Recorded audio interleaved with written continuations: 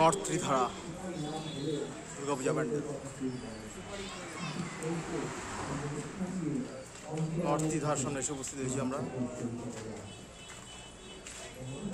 তাদের এবারে থিম সলতে, পরের জায়গা পরের জমিন, ঘর বানাইয়া আমি রই।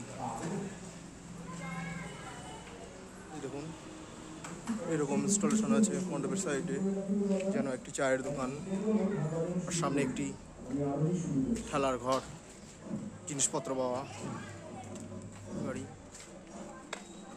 যে দেবী প্রতিমার মুকুটের কাঠামো,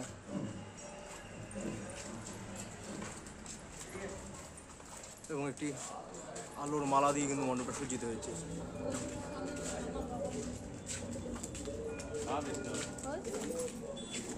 এরকমভাবে মণ্ডপটা সজ্জিত হয়েছে।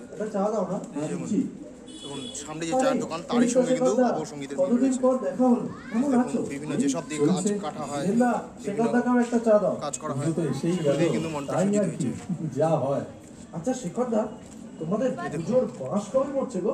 এই তো কাল বাস পড়ছে, আর রবিবারে কুটি পুজো। তুমি চলে এসো মনে করে কিন্তু।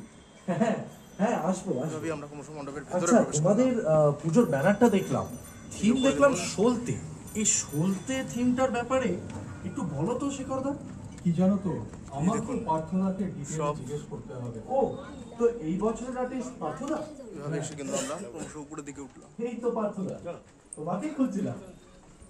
আচ্ছা, এই বছরের থিমটা সলতে কেন রাখলে? এরকম ভাবে দেবী প্রতিমা সজ্জিত হয়েছে।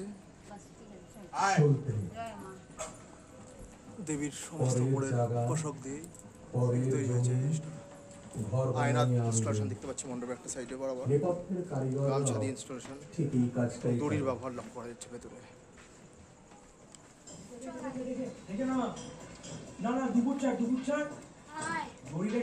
এভাবেই আমরা ক্রমশ মণ্ডপ থেকে বেরিয়ে আসবো। আমরা মণ্ডপ থেকে ক্রমশ বেরিয়ে আসবো।